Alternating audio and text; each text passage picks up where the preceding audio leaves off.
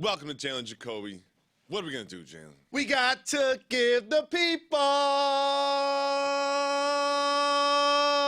What do we give them, though? Give the people what they want. The people want us to talk about one of the most historic moments in the history of the playoffs. This was last night. That's a lot. That's a lot. You know what I mean? It was probably top 25, but it was something. You know what I mean? If it's it was top 25, something. It was one of the most historic. Yeah, it was something. It was something. I don't want to overrate it. There's some pretty good basketball players that come through the NBA the last 65, 70 years. There's a lot of people that had an opportunity to do what Damian Lillard did last night and did not do it. I named my all-turbo team earlier in the year. And for those that like authentic, old-school clips, this is a reason for us to post another one. My all-turbo team, it relates to the movie Breaking. Okay.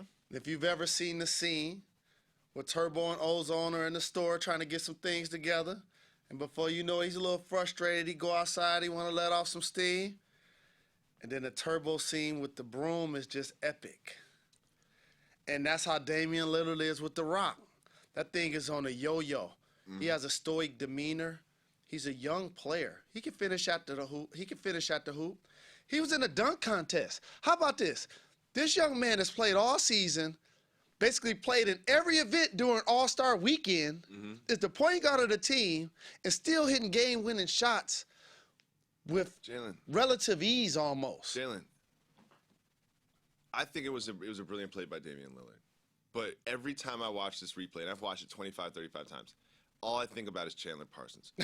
What are you doing? What are you doing? Look, it's just what his behavior in that 0.9 seconds just doesn't make any sense to me. Please just talk about the X's and O's and how you defend a play like that, because there is only one place for Damian Lillard to run, and Chandler Parsons let him run there and gave him a head start. So depending on what team I played on, my role changed. So there was a time when I'm playing in the 98 playoffs and they put me in. My role is to guard MJ. My role is to guard Scotty. And if you look at the tape, you did a pretty good job. That was my role.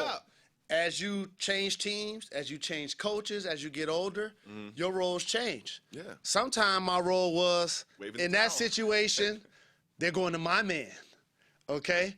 So I'm thinking, I'm about to get on this dude's left shoulder. He ain't about to come back to the ball and make no game-winning shot. It's the only place for him to go. And plus, I'm taller than him, and there's a tall person that's guarding the basketball on the out-of-bounds, who, by the way, who's guarding the out-of-bounds play, his job is to take away the baseline pass. So you can just give him a little pass fake, and then you can get a direct baseline pass. So that was actually good coaching, number one. And it allows you, if the guy guarding the out-of-bounds takes away the baseline pass, it allows you to guard the left shoulder on the high side. Correct. And also, you learn tendencies of your players. And if you watch Damian Lillard play, he likes to turn basically over his right shoulder when he's coming off screens. If you notice, he's at the top of the key, and then Lopez sets the drag pick. He'll go off to the right hand, then he'll come right back off, and boom, he's turning that way, really. And that's the shot he shot. And I know you want to get on Parsons. What do you? No. Whatever you're about to say, don't say it. Because if you watch the replay, Damian Lillard, he okey-doked him a little bit. Like he was kind of standing straight up and down, like the play wasn't even going to start, and then all of a sudden sort of dipped toward the ball. If you're Chandler Parsons, all you have to do is play defense for 1/9 of a second. Like, that ain't the okey-doke. The okey-doke was, why wasn't Patrick Beverly guarding you? I think that they thought they were going to switch. Like, you could see, when you watch the replay, they were actually kind of talking about it a little bit right before the play started. So this is all gamesmanship, and I'm giving the Blazers a lot of credit here for a lot of things people are going to overlook. One, like I mentioned, they paid attention to the fact that the inbound is going to take away the baseline pass. 2, that gives me a direct line pass to the shooter. 3, understanding where the shooter likes to turn. 4, having a shooter with a quick release. Yeah, that's a good point. And he's got that Dan Marino. Right? Yeah. And one other thing. There are a lot of times when, say you're playing rec ball and there's a dead ball, you got to kind of wait for everybody to get set before you take the ball out. Before you inbound the ball, you kind of look around, make sure your guys are set, and then you give them the ball. Another thing that happened on that play is he took the ball quick and they went before Houston was really ready. But you could tell if you watch Chandler Parsons, it takes him a couple tenths of a second to even start. It's like a race. It's like the 100-yard dash, and one guy just didn't get off the blocks. A terrific play, and you don't see many series end on a walk-off jump shot, any shot, let alone a three-point shot. There's only been 4 other ones. Yeah, come to mind Ralph Sampson against the Lakers, right shoulder in the post. MJ did it. MJ, Allen Houston. Oh, yeah, with the little floater in the lane. Yes, indeed. Oh, yeah. I think there was still like a couple seconds left on the clock. Stockton over Charles Barkley comes to mind. Here's the thing. When we pop the trunk, we don't have all the research in front of us. How about this? We don't have a laptop in front of us. This isn't even a real rundown. Okay. I just wrote down the series. We ain't worried about none. We ain't worried about none. I didn't even try at this. Yeah. But is Kevin McHale going to get fired? Just be honest, Jalen. Come on, just be honest. I would say no. Why would you say that? When it was time to recruit Dwight Howard, go back to all of the storylines, locally, nationally, radio shows, blogs, newspapers, whatever. The first thing everybody talked about was Dwight Howard having a chance to play for a great big man like Kevin McHale and work out and have access to another great Rockets big man, Akeem Olajuwon. You can't just fire him after 1 year when Dwight actually played a very good series. I'm going to say that, too. That's exactly what I was going to say. I think that I was inspired by Dwight's series. It was the best way I've seen since he was in Orlando. Here's what happens in the playoffs. All of the top teams have 2 all-stars or perennial all-star caliber players. Look at the Spurs. Look at OKC. Look at the Clippers. Look at the Heat. Look at the Pacers. Look at Heat, the Warriors. Pacers. We'll talk about Roy Hibbert later. Portland. And so what ends up happening is when you get into the playoffs, the matchups become more sophisticated because we're taking away your first option. We're denying you a little further. We are more familiar with your speed, more familiar with your cuts, more familiar with your tendencies. So now all of a sudden you have to go to your third option, your fourth option. And all of a sudden that's why John Paxson gets the game-winning shot when Michael Jordan kicks it out. Yeah, that's why the role players always come to the forefront in the playoffs. That's why Robert Horry never led his team in scoring, rebounding, or assists. Yet he got 7 rings. Yeah. Okay? Team in rings. Because he was a clutch player, and he was a clutch performer in those situations when you couldn't get it to Akeem, Shaq, or Kobe, or Tim Duncan. He was always that other guy that could make a big shot. That's what the Rockets don't have. They need Chandler Parsons to be that player that you're talking about. The one you said made those defensive lapses? Yeah. They need him to do what Nicholas Batum did late in the game when they inbounded the ball and he saw Dwight Howard on him and he went between the legs, did a little shake move, went right baseline and stepped back and made a jumper on him. You know what happened is Nicholas Batum had not been playing well, and you could tell it was both Dwight and I forget who was helping him. They didn't think he was going to shoot. I didn't think he was going to shoot watching it. Because he was alone from 10 feet. I don't agree with that because if that's the case, which I don't believe, then they should fire Kevin McHale. Here's why. If you pay attention to the Portland Trail Blazers all regular season, Damian Lillard and Aldridge are the headlines. The story has been the play of Batum. And Matthews, too. And he's a clutch player. He's not the kind of guy that gets you 25 points. No. But he always gets that basket when they're up 5 and he hits a 3. They're down 2. He ties the game. Watch the whole game. He was not playing well. He was not playing well. But you know what? 40 seconds left. I'm alone from 10 feet. Sure. I'm Nicholas Batum. And also, big props to Lopez. That big fella was basically given away by the Pelicans so they can sign so they can sign Tyreke Evans. Okay? So they can acquire Drew Holiday. And so they basically left him for naught.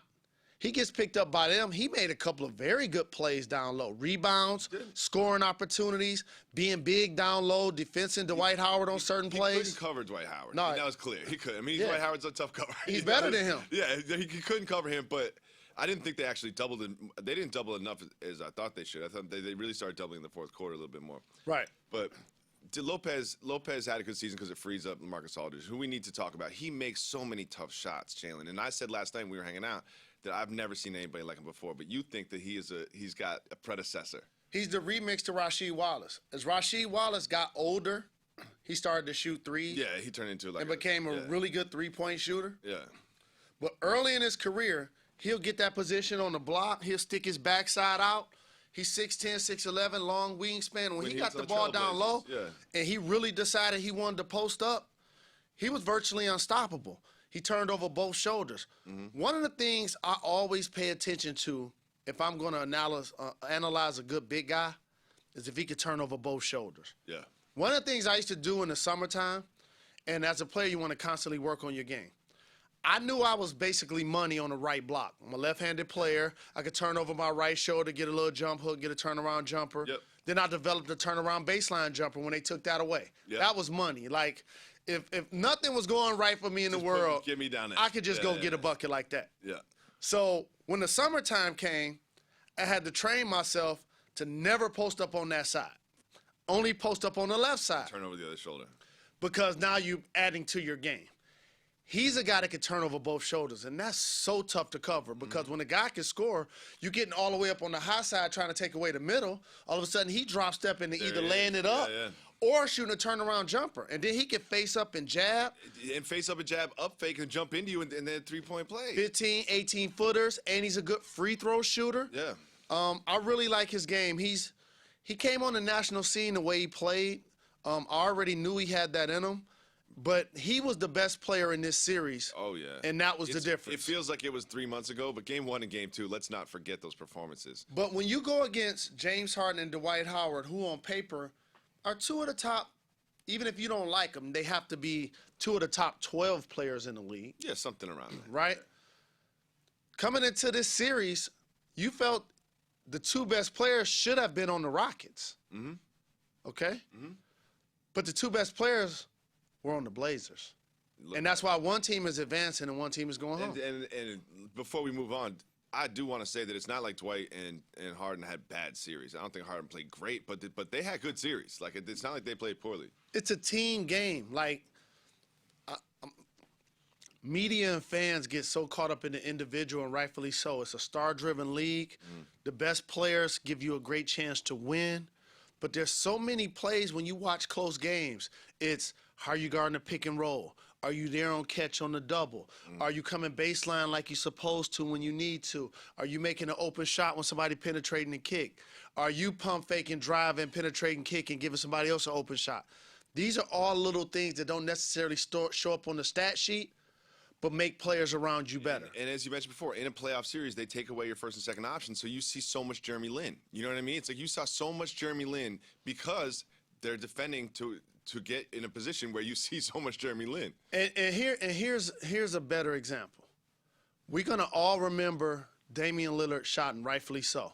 Terrific shot. And I can't stress enough, I love his demeanor. In this second year, like if I made a shot like that for real, I would have ran to the top of the building. Freaked out. Yeah, okay. On top of the scores table, no take his shirt doubt off. about it. No doubt about it. Dance to the music. Right? Okay. So the way he handles himself, I admire that. But nobody's going to ever pay attention to who passed the ball in. Somebody got an assist on that. I don't even know. That's my point. Was it Batum? That's my point. Was it Batum? Yes. Yeah, I thought so. I didn't even think about that. Okay, because remember, he was so open, he was clapping his hands. But you got to remember something. It wasn't even hard. When a coach is in the huddle, those are all things you got to think about. Who's the guy I'm gonna actually have take the ball out that's gonna make a good decision? That's a good point. They had Dwight Howard guarding the ball, and then they called timeout, and then they changed that. You got to look back at that and say, I wonder what would happen. Well, this is what happened with that. In watching that game, you always, in theory, since it's less than 1 second, you can go put your tallest guy on the ball. You can do that. There's something that feels backwards about that. So tell me why you can do that. If he's not mobile. I'd be concerned about a lob passed into the middle or something like that. That's why you go get Ashik off the end of the bench and you put him on the ball and you let Dwight Howard be a part of the play because he's an athlete, he's mobile, and maybe he can block a shot. That makes sense. Okay? You put him on the ball, you waste him. Because all he's doing is taking away the baseline pass. And everybody know that that's your number one job when you guard an inbounder. So kudos to the Portland Trailblazers. I'm personally not surprised because I did pick them to win the series. But now it's interesting to see what happens with the Rockets. Next year, they owe Something's going to happen with the Rockets. Jeremy Lin and Omer Asik are going to get paid combined $30 million to play basketball next year. 5th and 6th or 7th offensive option. So it's never too early to start talking about the offseason. It's never too early to start talking about free agency. And, you know, we were hanging out last night, and it was like, well, this was proposed that the Houston Rockets could put together a package for Mr. Carmelo Anthony. Is that crazy talk to you? It's not crazy talk. Carmelo has 2 decisions. And he had a great year, by the way. Yeah, he had a Carmelo year. There's 14 other guys that was picking up checks this year. Y'all signed J.R. Smith's brother. Y'all signed J.R. when he was hurt. You know, he was suspended earlier in the year. Felton. Y'all brought Felton in to be the point guard, and Prigioni, and Bino Udrih. Y'all did a very good job. Y'all did a good job of drafting Tim Hardaway, who had a really good season. But where is he going to play? You got Shumpert already. Tyson Chandler, you still owe him another year on his deal. You got 4 guys up front with Melo, Tyson, Banyani, and Amari all making over $10 million in the same season. Could Carmelo leave? Could he go to Houston? I know this is, you know, we don't really do this whole rumor craziness thing here. Well, let me tell you what we don't do. Okay. Let me tell you what we don't do. Where the camera?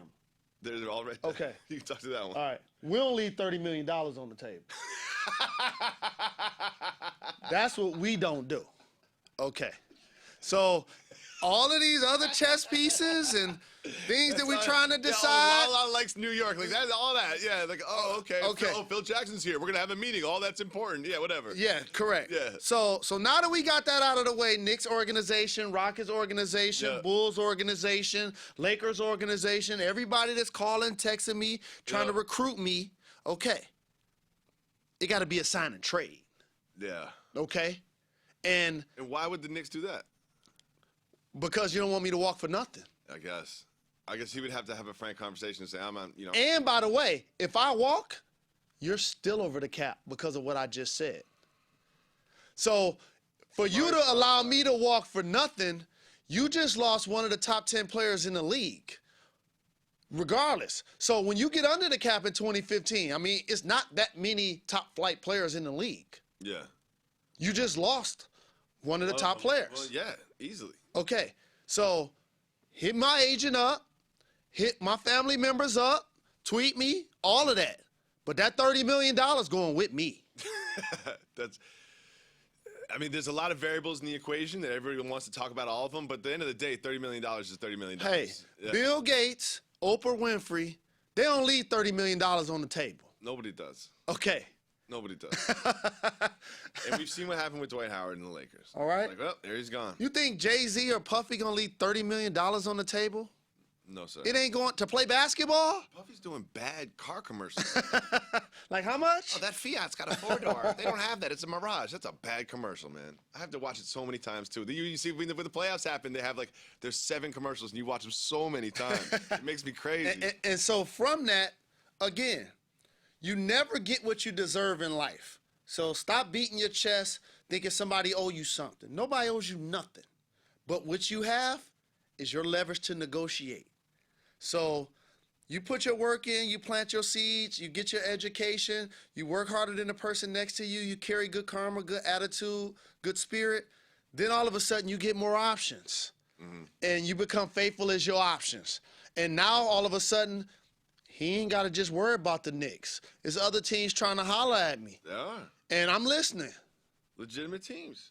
You know, we'll see what happens there. But let's get back to the Game 7s.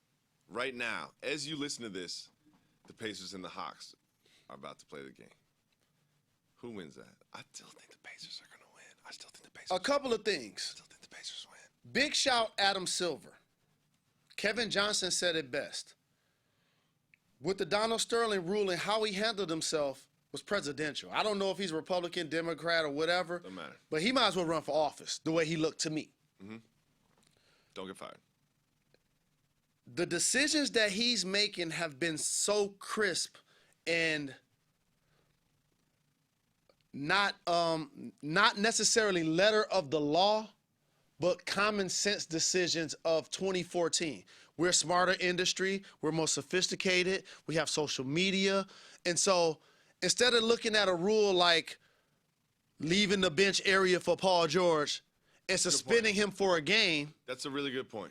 He didn't run out there and escalate the fight. He didn't. He took one step. And just because you crossed the physical line on the floor doesn't mean that you crossed the line in an altercation. Well, also, you're already standing up.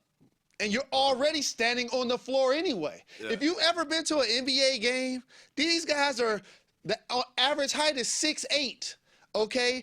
225 with a size 14 shoe. They're on the court already anyway. Look at the coaches. They're standing on the court literally, okay? So you see how the assistants and everybody did a good job of keeping everybody back, didn't escalate the situation. So I bring that up because I've been involved with 2 of those incidents, okay? One was 1998, Game 4, Pacers at home, Marcus Square Arena, playing against the Bulls. Reggie has an altercation on the other end of the bench, and he ends up falling onto their bench and falling behind their bench. And I think him and Ron Harper started to get a little tangled up. Yep. And I was on our bench at the time. So I get up and basically do what Paul George did. I walked out on the court to just look down there and see what was going on with my Hall of Fame teammate. Sure. Because if something happened to him, I don't get a ring. Yeah, to win the series. Okay? So I'm trying to see what's going on with him. You know what I mean? And I got suspended for Game 5 for doing that. And by no means. Touch anybody, talk to anybody? Like, be honest with me. I was 75 feet away from the altercation. You really just looked. I walked out on the court. Don't lie to the people, Jalen. I know you. We were on our bench, okay? The altercation happened on their bench. Okay. I literally walked out just to see. That's just human nature. If somebody say, they shooting, we running. You don't got to turn back and think twice and all of that. Follow-up questions. Exactly. We running, okay? Yeah. All right. So it's the same thing. When there's an altercation, everybody looks. Of course. And you want to just see what's going on. It's impossible not to. That's just human nature. It's impossible not to. Correct. If you're ever in a baseball game and there's a fight, no, it doesn't. You can hit a home run, it can be a grand slam, but no one's looking. Correct. And so I got suspended by Game 5. And that year, my role was not to be the 20-point scorer. But me and Travis Best came off the bench along with Derek McKee. We were the energy guys, and we played a vital role to that team. And so me missing Game 5, we lost the game by 25 points. And I remember watching it in my hotel, Lobster, of course. You're not allowed to go? You're not allowed to be in the arena. I always thought that you could be in the locker room or something. No, you can't be in the arena. So what happened? I traveled with the team. And I did everything. I shot around. I did all of that. But when it was time to go to the game, I stayed at the hotel. And so I felt bad that we lost by 25 points. And then all of a sudden now, I'm in a car service going to the airport while my teammates on the bus going to the airport, and I got to see them all with their heads down because they just got beat. And they look at you. And I felt like I let the team down. You did. Let's be honest. I wasn't there when they need me. Yeah. Bill Belichick said it best. The best ability is availability. I like that. Okay? I like that. And so that's why the D-back that they just let go this year, that's not going to be playing for Denver, his name escapes me right now, but he had injury issues. But back to the story. In Game 6, I came back. I had a good game, and we won. The Bulls won 6 championships. The only series in a championship runs that they went 7 games was that one. Yeah. Okay, so it was. And you played. It was grind out. And you know, we got an email from Bill who was rewatching those games, and he was talking about all the bad calls that happened with you guys. I mean, I looked at it after he sent the email, but you guys kind of got screwed in those series. No doubt about it. And you play good D. There was, there's a thing in the NBA called rookie calls, vet calls, superstar calls. You see it in the playoffs already. First quarter calls, fourth quarter calls, Yep. last 2-minute calls, last second calls. Okay, so you have to learn to play through contact. So obviously we lost Game 7. Jordan and the crew go on to win a championship. The second time I was a part of that was my final season in Phoenix. Boris Diaw, Yeah. Amari Stoudemire. Okay, I'm thinking I'm going to ride Steve Nash, 2-time MVP coattail. I'm about to get me a ring. I'm like. That team was good, but you didn't. People can say whatever they want to say. The ring? I did. We had a really good team that year. It was one of the best teams that the Suns had. I remember us having a 16-7-game win streak that year, and I felt like we were a better team than the Spurs. But while that was a catalyst in not helping us win the series, the reason why we really lost the series was game 1, because Coach D'Antoni didn't prepare us for what was going to happen with the big three. I remember we got to practice. First off, practice was like 10 or 11 in the morning. I'm like, this country club, like, we need to be getting there early. Like, it's playoffs. Let's go. And so we shooting around a little bit. Coach comes in. He, like, bring it in. We go over to the TV. He pops on the video. Raja Bell for 3. Sean Marion dunk. Steve behind the back to Amari for a dunk. And he like, all right, we're going to do a couple of drills or whatever. We're going to do our scrimmage, run our sets. You know, we're going to get a good sweat and we're going to get out of here. I'm like, I look at Kurt Thomas. I'm like, that's it? I'm like, I'm about to say something. This is before game 1 of the. This is before game 1. And that was the West Conference semifinals? For you youngsters, this is a throwback name. I did the Welcome Back Carter. I did the Arnold Horshack Rest in Peace. I was like, ooh, ooh, ooh. Hey, Coach.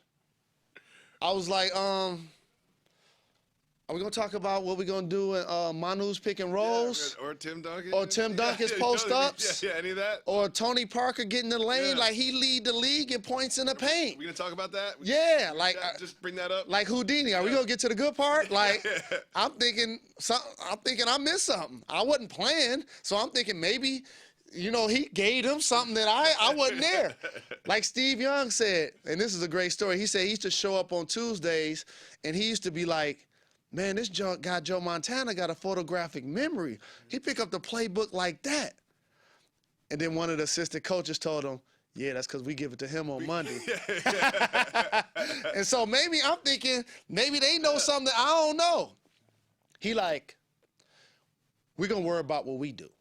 If we play our game and we do what we supposed to do, Tim Duncan can score 40. That won't beat us. You know what Tim did in game 1? Score 40. 40 and 20, and they beat us. Yeah. So we play all year for the number 1 seed, okay? And you hear that talk a lot now in today's game. We were one of those regular season teams that played for the number 1 seed. While Pop did what he's doing right now. Resting guys. Rested and tested. Checking different lineups. Let me see what Patty Mills got. Yeah. You know. Let's see what happens when we go small. Let's see what happens when we go big. Boris Diaw at the 3, at the 4. Tim at the 4. Tim at the 5. Back to what we're talking about. Another team that played all regular season to get the number 1 seed. Another team that's home team, home advantage in Game 7 that's probably starting right now as you listen to this. The Pacers are going to win this game. They are. Props to the Hawks. And playing without Al Horford, you wouldn't think that team has the potential to go Game 7 in the playoff round 1, make the playoffs, plus advance. Yep. So, to me, they've overachieved. I think Teague has turned the heads of a lot of people who didn't understand that he was one of the quicker guards in the league that can make jumpers. Not a lot of nationally televised Hawks games. Yeah, they're a league pass team. Yep. You got to really pay attention to what they have. Millsap was an all-star for the first time this year. He slimmed down. He changed his body style. Now all of a sudden he's able to shoot threes. He's playing facing the basket. Yeah. He remade his game. And Kyle Korver's been a knockdown shooter. But Indy's playing at home. Paul George is the best player in the series. The home crowd is going to be crazy. I know because I've been there for 6 years. Let's just talk about this because who knows, whether they win or lose or whatever, by the time you listen to this, who knows what happens. But what has happened to Roy Hibbert? I don't understand it, Jalen. Please explain it to me. Roy Hibbert has had the worst production in the playoffs of any player that made the All-Star team that same season. Now, the NBA's only been going on like 65 years. But there's also been a bunch of injured guys through 4 that are playing through pain or whatever. Right. Like, here's the thing is that the matchups don't work, so they're going to go small, so it doesn't work with him. But they're playing Bahimni. They're playing Bahimni over Hibbert. First off, everybody that's saying the matchups don't work, stop it. He's 7'2". Okay.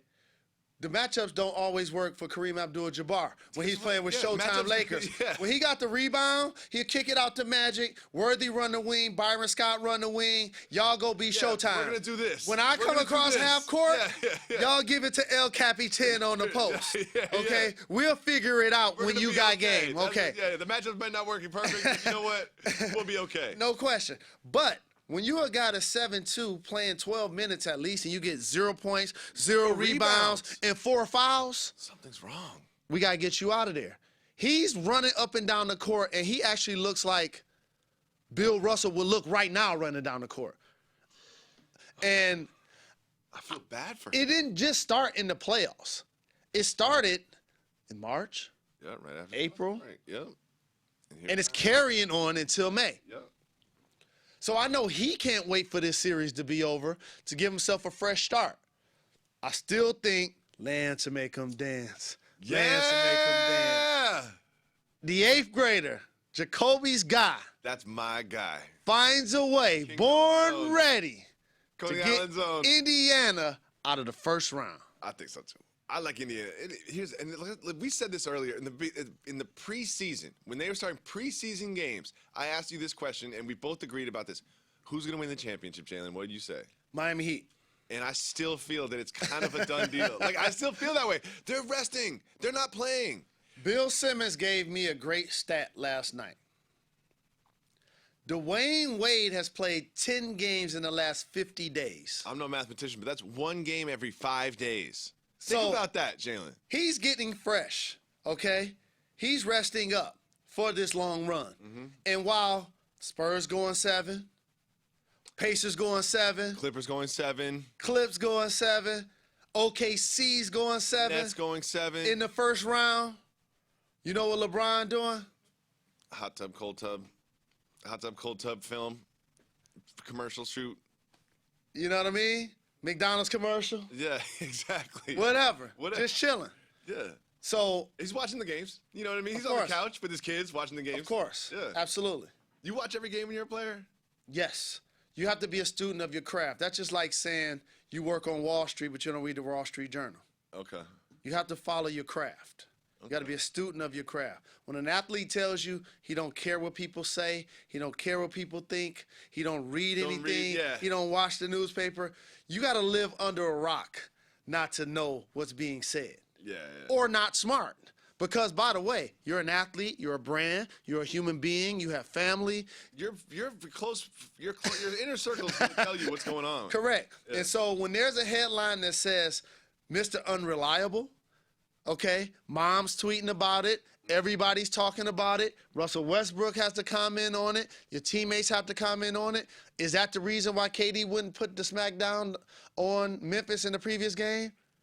It wasn't 100% of the reason. Who knows? But I'm going to tell you what, it was 15% of the reason. He thought about it. He thought about it.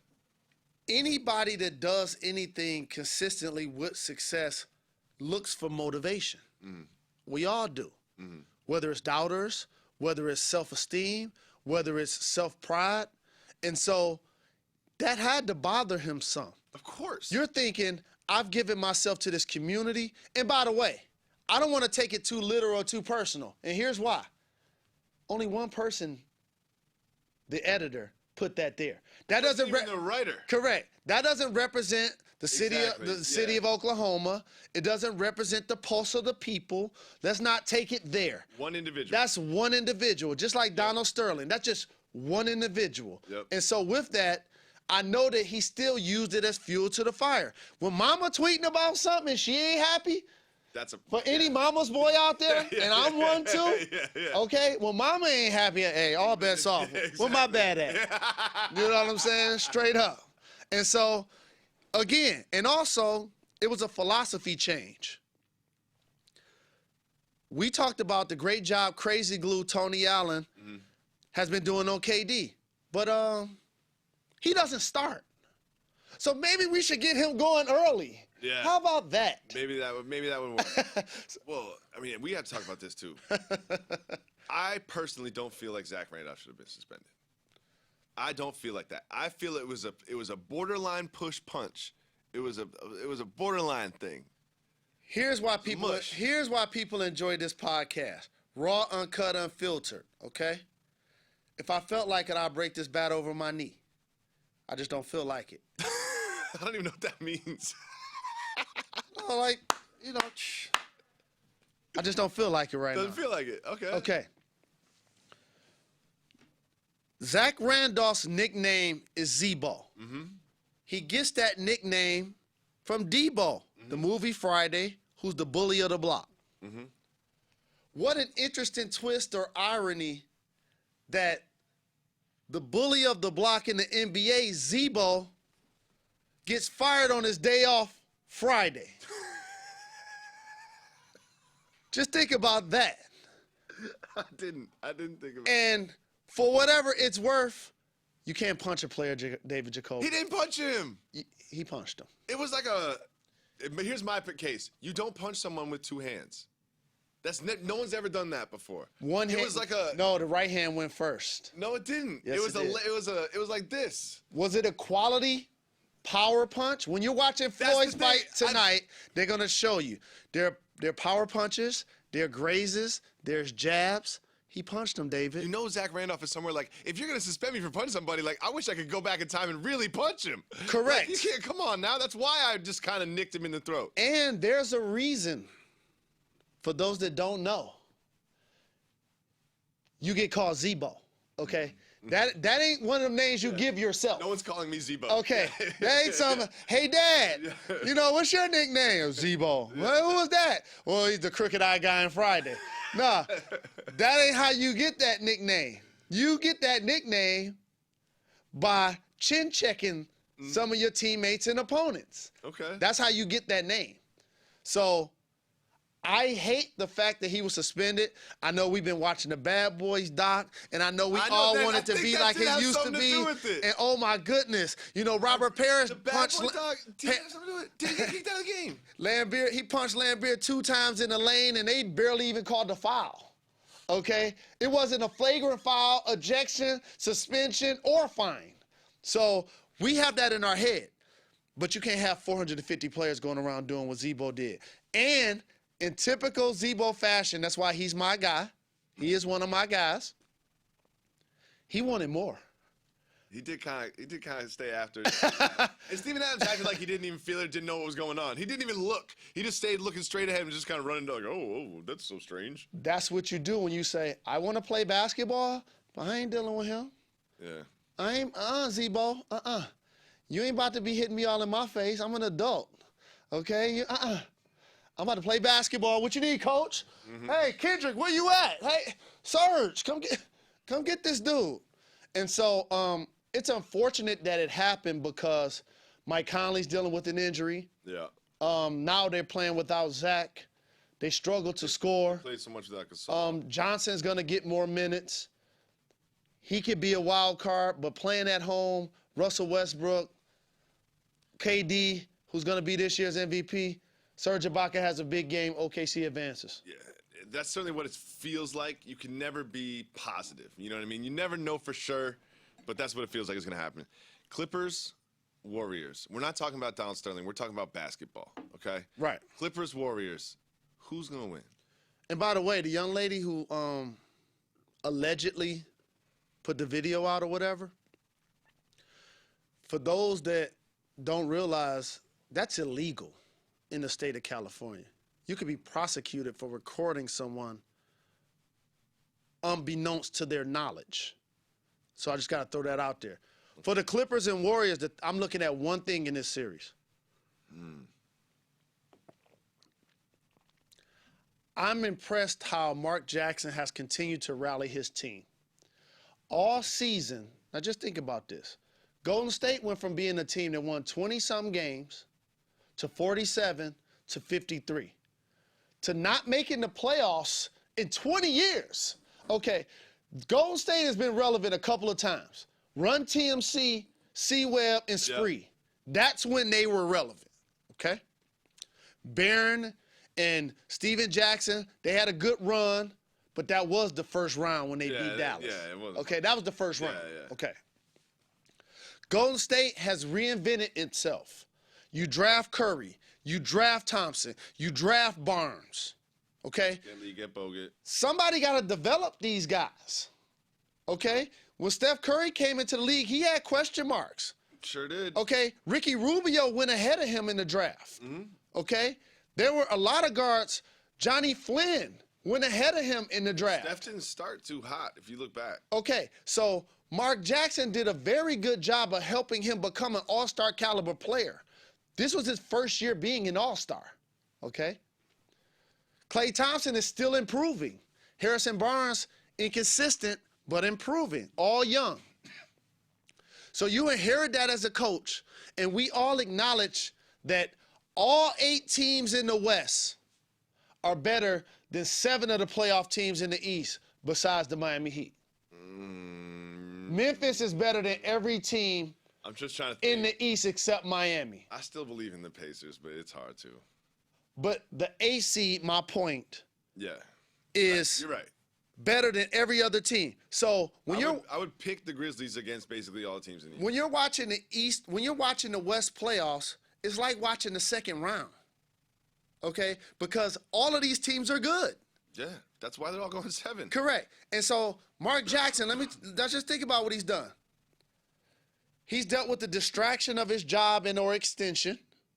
He's dealt with the Scalabrine reassignment. He's dealt with a lot that we don't know about, Jalen. Okay. All these things happen for a reason. He's think about this. He had a Benedict Arnold on his staff recording team meetings That can't be true. to try to frame him. That cannot be true, right? If you get jammed up, don't mention my name. Like seriously, like who would do that? Who would just record without unbeknownst to the other person in the conversation? The person that gets caught. That's how that goes. I just find it hard to believe. V. Stiviano. I find it hard to believe. That's who. There are people that do that. Okay. You remember when 3-ways first came out? For the older people out there, phone conversations. 3-way phone conversations in the 90s. Yeah. And people would call you on 3-way and have somebody else on the phone and you ain't know it's on the phone. Yeah. Like, hey, man, what you say about Jacoby? I said, man, he talked too much. When I see him, I'm going to hit him in his jaw. Yeah. He'd be like, oh, Jacoby on the phone. Right there. Yeah. Okay. That's foul behavior, okay? He's also had to deal with injury. Bogut is out. The strength of the Clippers team, besides Chris Paul, is what? DeAndre and Blake. Yep. DeAndre out there getting Wilt Chamberlain in a half type numbers in a couple of these games. He had like 19 and 20 boards. Yeah. You know, for the youngsters, and I meant what I said, that's Wilt in a half. Okay? Wilt averaged 50 and 25 boards Think about that. in a year. Okay? There was a championship game where Bill Russell had 40 rebounds. Okay? No Bogut. Jermaine O'Neal, who is in his 18th season, they're requiring him to play quality minutes. He gets hurt when the wind blows, okay, at this point of his He career. looks like an all-star. Okay? All of a sudden, you dusting off Draymond Green? He looks great, though. Where did he come from, though? Michigan State? Correct. That's developing a player, Jacoby, that was on the end of your bench that's really an undersized 4 that can't really play 3. You find and craft a role for him. Now all of a sudden he's getting 14, and 4 in a playoff game And looking good doing it. against Blake Griffin and DeAndre Jordan. And D'ing him up. That's clearly overachieving. And David Lee gives you offense, but he's not a defensive player, and he doesn't have the size and the athleticism who does to go against Blake Griffin. Yeah. Who picked the Golden State Warriors to win this series? Nobody. So why all of a sudden it's such a surprise if they lose and they're shorthanded? And then, I know where you're getting at. Mark Jackson getting fired. There's been talk that potentially they won't bring him back and or give him an extension and or maybe a situation may play out like Mike D'Antoni's in L.A. where they choose to part ways. Be careful what you ask for because he's done a good job with that squad. And if you're going to replace him, who are you going to replace him with is my question. How many years did you play with Mark Jackson on the Pacers? A few years. I got love for Mark. That's my brother. That's my family. That's all I'm saying, Jalen. How many years did you play with him? But you know I'm unbiased. If he was doing a bad job, I would say he's doing a bad job. He knows that. We all know that. I think that's true. if there are 450 players in the league, I'm friends with 225 of them. I get on their case all of the time. You guys couldn't imagine when I'm on television how many coaches, players, agents, friends, or family are texting me, are emailing me. Oh, why you gotta say that about my guy? I was about to say, oh, I'm sure they're not just saying, good job tonight, Jalen. But 99% of people never hit you up and be like, thanks a lot, I appreciate the love. Yeah.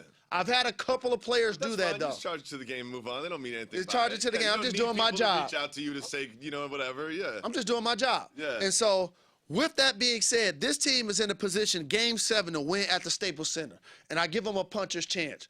CP3's dealing with injuries. He's been a little hobbled. He has. Jamal Crawford's dealing with a calf injury. He's been hobbled. Steph Curry may get hot. I really think with the Clippers, it comes down to their acquisitions. Big Baby didn't really work out. Granger didn't really work out. And JJ Redick didn't really kind of perform the way they expected him to. I think that they put together a roster that could win a championship, but the players didn't perform to a level that could win you a championship. And here's what you watch for. The Clippers have bigs that should be able to post and pound in the paint. The reverse side of that, DeAndre's not posting up. No one's giving him pound in the paint, offensive rebounds, catch lobs. Yeah. But they're not running plays for DeAndre Jordan post up. Actually, they ran a play for him last game. David Lee had 3 or 4 fouls. He did a cross pick for him. David Lee was on the high side. He drop stepped and dunked it. Okay. And so you watch for that for the Clippers. For Golden State, they have bigger wings. 6'6", 6'7", 6'8" guys, Klay Thompson, Harrison Barnes. Look for those guys to try to post up the smaller wings for the Clippers. That's going to be the difference in the game, along with three-point shooting. So we have some games tomorrow we need to get to because we're already running out of time here. But who cares? We'll just keep going. Spurs and Mavs. Exactly. Spurs and Mavs. This is a pop the trunk edition. Hold on. It's Saturday. I got nothing else to do. Exactly. Yeah. Let me take a break and give some shout-outs. Oh, you're going to do shout-outs? Good. I'm sleepy. Yeah. Why do you do this? I just still don't understand Why this. you hate when I talk about the Spurs and give shout-outs? Those two things. Look, I don't like either of those. But seriously, if you're going to give shout-outs, I don't understand. Do you understand that people are listening to this? If someone's driving around in their car and they're listening to this podcast and they say to themselves, oh, this is the part where Jalen gives shout-outs, and then they have to fast forward for 2 minutes. All right, but I still got to give a shout to the big joker. He says I was blistering D'Antoni. Jonah Corona, big shout. They love to pop. He or she love to pop the trunk edition. Let me see if that's a he or a she. I want to get the name right. Take a minute to load on the BlackBerry. Why do you still have a BlackBerry? Oh, Jonah's a gentleman. Big shout, Jonah Corona. Why do I got a LeBron right here. Yeah. But this thing is just so big. It feel like I'm talking on the television. I don't understand. See, like I'm talking on a laptop. I don't understand how you can walk around with this in your pocket. You're gonna have to have a purse. El Presidente. That's why I have my backpack. El Presidente 310. Can we stop at Bodo's mate. Big shout. The people love it. T-Mill_12. People don't love it. They do. They don't. He's pulling up the numbers from game 1. Duncan, 29 points, 11 rebounds, 2 blocks. Boom. Big shout, Johnny NBA.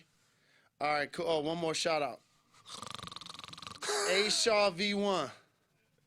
Ramirez B200. Kapow Tattoos.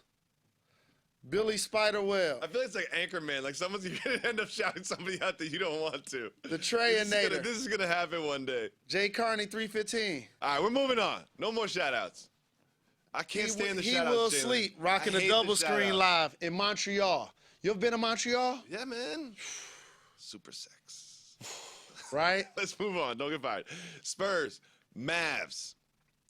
Did you expect this to happen? I did not expect this to happen. I did not expect Mr. Ellis to be this effective. Monte Ellis is a transition player who one of the league leaders in scoring in the paint as well as getting down transition, getting buckets. Early in his career, he had to figure out how to translate that to playoff basketball, and he didn't really have a lot of success. His roles were different. He was coming off the bench. Now he's playing on a better team. Rick Carlisle's a terrific coach. Dirk is a guy that's going to get double and triple team because he's a great shooter. He's playing with vets like Vince Carter, who's going to get him the ball on time, on target, and play unselfish. Sean Marion's going to defense 3 or 4 positions. So now he could just be a scorer. And he don't have to be the leader. You don't have to be the person that does all of the interviews. You don't have to be the face of the franchise. That allows you to settle into your game. And all of a sudden, he's playing with confidence. He's making threes. He's finishing at the hoop. But the Spurs have home court. It's a Game 7. Manu Ginobili struggled in Game 6. I think that was the difference. Spurs, I think they find a way to advance and get Game 7. Raptors, Nets, the Drake versus Jay-Z matchup. T-Dot! The Drake versus Jay-Z matchup. Raptors have home court. They don't look like the best team in the series. I saw on the World Star, it was Shout out to World Star. Shout out to World Star. It was Irv Gotti, big shout, and Jay-Z. They were doing a breakdown of Can I Live, the lyrics, and that was one of my favorite songs, ironically. And it's just for the youngsters out there who appreciate like real spit, when he like the street schoolers to spend our money foolish. Bond with jewelers in, watch for intruders. I stepped it up another level, meditated like a Buddhist. Like that verse is just ill. And at the end, he like, I keep one eye open like CBS. You see me stressed, right? Can I live? Like, that's just classic. So when I saw him at the game yesterday, after I was watching that earlier in the day, it made me appreciate his journey. It also made me appreciate Drake's journey. I played in Toronto, as we talked about on the podcast, with him before, at a time where he was on his come up. So to see both of those guys, forget rap. Like, I came up in the era where my favorite rappers went on to become successful entrepreneurs. Dr. Dre, Ice Cube, Snoop Dogg, Ice-T, Queen Latifah. Biggie and Puffy, yeah. Biggie, Puffy. Like, all of these people, that's one of the things they did, you know, that they used as a springboard for success. So as somebody in the early 90s who went to gyms and all they played was, woo, there it is, woo, there it is. And we was getting off the bus or the plane with the Panasonic headphones that was bigger than the side of my head, to now see these young gentlemen getting props for being not only celebrities, but being successful entrepreneurs who started as MCs. Now all of a sudden, national TV, it's a Nets Raptors game. Who are we showing? We're talking about them all game long. Ain't that something? Yeah, all game long. I appreciate that. I like that. Too. And it's almost like and by the way, he got the hottest chick in the game wearing his chain. And wearing, I think she was wearing Jordan 1s yesterday. Okay. Black Jordan 1s. Come on, now. I do like Beyonce and Jay. No doubt. He always, you can tell he looks like he's not trying, but he's trying to have like a gray sweatshirt and like a perfect hat. Doubt. They do it. I love them. And they're so good for the game for so many reasons. And going on tour together. All of that. And so to see them there to support their squads, here's a boss move, okay? Jay-Z helps bring the Nets to Brooklyn. He's from Brooklyn. Brooklyn! So, by the way, I hear him playing Biggie in the arena, and I don't know if this is a licensing thing, but they better get some old DB up in there, even if it's just an instrumental. Yeah, that's a good point. Straight up. Anyway, so you help bring the team to Brooklyn. You're a part owner at the time. You sell your interest to the squad and you still keep your seats. Yeah. Okay? And they still treat him like an owner, kind of. You still associate him with the team like that. He's just a fan. He's just there. He there to represent. And so, because he has sweat equity in the game. Yeah. And so, you see Drake. When you go to a Toronto Raptors game, Drake has a couple of rows of OVO seats. And they have the logo on the seats. Okay? And so, like, to see how hip-hop has been embraced by corporate America is refreshing to me. Now the goal is to continue to kick down those barriers. And there's millions and millions of people watching these games. Yes. These are not pop the trunk NBA games. Exactly. You know what I mean? Exactly. Like these are Saturday, Sunday, prime time, national television, network television games. And because of that, I want to give the vets the benefit of the doubt. D. Will, Paul Pierce, Joe Johnson, go to Toronto and win the game. So you basically, of the road teams of these 5, we have to wrap this up soon. It sounds Why? like we can do whatever we want, Jalen. Exactly. We can keep talking. If of the 5 road teams, you would give the Nets and the Warriors the best chance, it feels like. I think the Nets should win because, again, this has nothing to do with what I consider my expertise. This is just, we playing at the park on Saturday. This guy's faster. He's a better player. He's running hard up and down the court. This guy can jump. But I'm winning this game. Yeah. There's a difference between DeMar DeRozan and Paul Pierce. Yeah, like basically, it's like one's a better athlete. Yeah. One's gonna give you better highlights. Yeah. But one's been there before. Yeah. And So he's gonna hit the shot. So I think it's gonna be that. Anytime I'm saying Valanciunas is outplaying Garnett, oh, that just hurts my heart. Okay. I do like Valanciunas in this series. Okay, right? I like the way he okay. looks. Yeah. And not for game reasons, just for legendary reasons. Excuse me. It happens. You know what I mean? We all get older. Happens. Everybody gets old. Who's undefeated, Jalen? Father Time, Gravity, and Women. Exactly. And you could 3-card Molly that order any way you want. But I think the Nets go up there and get a victory. Yeah. I can see it happening too. And I think the Warriors are the only other road team that I really think have a chance. I don't think the Hawks have a chance. But who knows? I mean, everything. One thing you have to learn is that you don't know what's going to happen. I thought the game was over last night. 0.9 seconds, I was like, this is over. But also for first rounds, a couple of milestones have been hit because of the level of play of these games and the competition. There was a 7-game series with Houston and Portland. 6 games. 6-game series that was decided by 2 total points. And they threw the full screen with the stats. They had the exact same stats. They had the same field goal attempts, same field goal made, like same everything. Correct. And so games in the overtime, games decided by 5 or less, the road team having success. This has been one of the first and most memorable first-round series that I can remember in a long time. And that's the thing. Let's just say it. I'm not afraid to say it. This has been the best playoffs I've ever seen in my life so far. I mean, look. I hate to use hyperbole like that, but so far, this has been the most entertaining in my life. It's like March Madness. Yeah, and there's so many games because all these series are going to 6 and 7, so there's always 2 or 3 games every single night. Yes, I haven't indeed. even seen my kid in 2 weeks. You got a little boy to look after. I know. I do want to get back to this, Jalen, because this isn't being spoken about enough because there's been so much attention that's been drawn to other places, both on and off the court.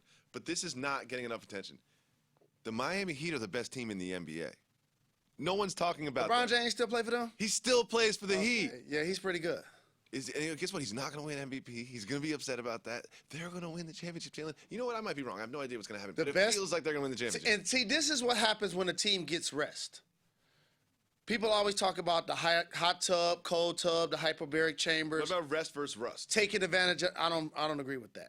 It's always your boss give you a week off and you got to have a project ready on Monday, or you got to work all week through Sunday and have a project on Monday. I prefer the former, please. Okay. Yeah. You always want rest. Okay. For people to make that argument, you still practicing every day. But here's what you are getting a chance to do when you get days off. You get a chance to put in different wrinkles of set plays that the team hasn't seen. See, now the Nets are going through their 6. So say, for example, the Nets and the Raptors are going through a hard-fought 7-game series. Right now, the Heat are putting in different wrinkles to set plays. Oh, we're going to down screen right here. Or we're going to flare on that one. You know what? We're going to change this sideline out of bounds play. We're going to invert this. We're going to flip-flop that. You know what? The baseline play, we're going to move that to a different location. We're going to start taking that out on the side. When it's 3 seconds to go on the clock, we're going to run this as a game-winning play. So these are all things. Now, all of a sudden, these teams that are in long series aren't going to see coming in the first couple of games. Not for nothing. When you have a guy like LeBron James and Ray Allen especially, and you can add these wrinkles and have that extra time, if you put Ray Allen in a position to get an open 3, a lot can happen. And also, an older basketball team, Shane Battier, Ray Allen, Birdman, Birdman, Chris Bosh, okay? These players need that rest, and they're getting that rest, and Miami is going to be a very tough out. But don't sleep on my Wizards. Everybody that watched this podcast know, you want a problem? You say something about Larry Bird, Boogie, or John Wall. then we got a problem. John Wall's on that list now? He's been on that Nobody list. told me that. You've been on that. We always give him love on this podcast. So the 8th grader was your guy. Wall was my guy. Remember when he was coming out dancing? Initially, his rookie year, people was all over Some him. of our colleagues had some things to say People about felt that. like he didn't deserve to get his bread. You know, he was injured most of last year, and then he came back and he came on late. People wasn't sure if he was the kind of takeover kind of guy that could take the team to the next level. You know, I affectionately call him and Bradley Beal hustle and flow. You know, so, again, those two teams that are getting rest right now, that really gives them an advantage going into game one. Absolutely. And I slept on them. I slept on the Wizards. And we went, after the Bad Boys Remix show, we went to dinner. And you, Bill, and Doug were all just like, Coach, we're just, this before the series even started, you guys were just like, this series is over. Like, the Wizards are going to win. And I didn't see it. And wow. I mean, and they look good. The thing that they've done and Portland has done, the league is kind of shifting. There was a time where, and I affectionately call it a bastard four, where the position that really didn't have a style. Like back in the day, your power forward normally was like the heavyweight champion of the world. He was like the toughest player on your team. Charles Oakley. Yeah. And so a lot of times that guy defines whether you're going to play big or play small. Mm-hmm. So if you have Ryan Anderson, he's going to play facing the basket. Mm-hmm. Well, if you have David West, then you're going to be a power team. Mm-hmm. And so what has happened with that position is now all of a sudden you see undersized guys having success in these playoffs. Look at DeJuan Blair. Look at Millsap. Look at Draymond Green. Mm-hmm. Okay. Portland Trailblazers and Washington Wizards, those two teams in particular, are two-way teams. They don't have just specialists, okay? They got guys, Wesley Matthews can post, make a three, play D. Yep. Lillard can finish at the hoop, get dimes, shoot threes. Batum, shoot threes, play D. We talked about Aldridge's game, and obviously Lopez is a big fella. He's a banger down low. So what would you say about Nene? Nene, him and Gortat are interchangeable. Both of those are fives that can play four. Yeah. Okay? So that's a tough matchup. They both play facing. Kurtat can't cover certain guys. You know what I mean? Some of these centers in the league can't walk and chew gum, though. Yeah. Okay? So if you have two of those guys on the team, they both can make a shot facing up Jacoby, and they both can post, and they both run in transition. And you got Ariza, who's a two-way player, makes threes. And we talked about John Wall and Bill. So those teams are always going to be the tougher teams to beat. That's why I picked them to win, because each guy can guard his position. When you're cross-matching and you're trying to communicate, you're trying to switch, there's a long jumper, guys getting 3-on-2s, 2-on-1s, and all of a sudden that throws your defense out of whack. Those two teams, for the most part, can guard their man as is. That makes sense to me. Do you see the Wizards going to the Eastern Conference Finals? They play against the Pacers, potentially, or the Hawks. Pacers would have home court advantage. I still think home court advantage wins out, but right now Washington is playing like obviously the better basketball team. Before we go, Jalen, there's a lot of talk about this. Where's Steve Kerr going to coach next year? Where's this going to happen? Steve Kerr, I think my gut says he's signed, still, and delivered basically to New York. You think so? I understand how being a mentor to Phil Jackson has and is important to him. Also, since it's going to be his first coaching job, who better to be your mentor? But the key for that, if I'm Kerr, you got to promise me you don't want to coach. I'll take the gig, but you got to promise me you don't want to coach. Because when we lose 4 out of 5, or star players pouting, whoever that is, or role players unhappy with his role, I don't need no, we ain't going to talk to Jason Garrett. We're going to go talk to Jerry Jones. Yeah. Okay? So you promise me you don't want to coach, then I'll take the gig. And I think Phil, at this point, is content with $60 million to be a boss and bring along a young coach. 3,000 miles away. So I think that's where Curry ends up. I don't think Phil wants to coach, do you? No, but stranger things have happened. Look what happened in Miami with Stan Van Gundy and Pat Riley. And they were always talking about that, too. Even remember when Spoelstra, when they first had LeBron, it was like, well, Pat Riley's going to start coaching. It's going to always happen. It's you got one of the greatest that won 11 rings as a coach sitting 500 feet away. Yeah. I mean, it's just Why not? human nature to think, wow, what if? When you start slow, yeah. Like the Lakers right now, okay? They had D'Antoni. They had Bernie Bickerstaff. They had Mike Brown. Instead of having Phil Jackson, what if? I appreciate this Pop the Trunk podcast, Jalen. When I pop the trunk, hit the deck.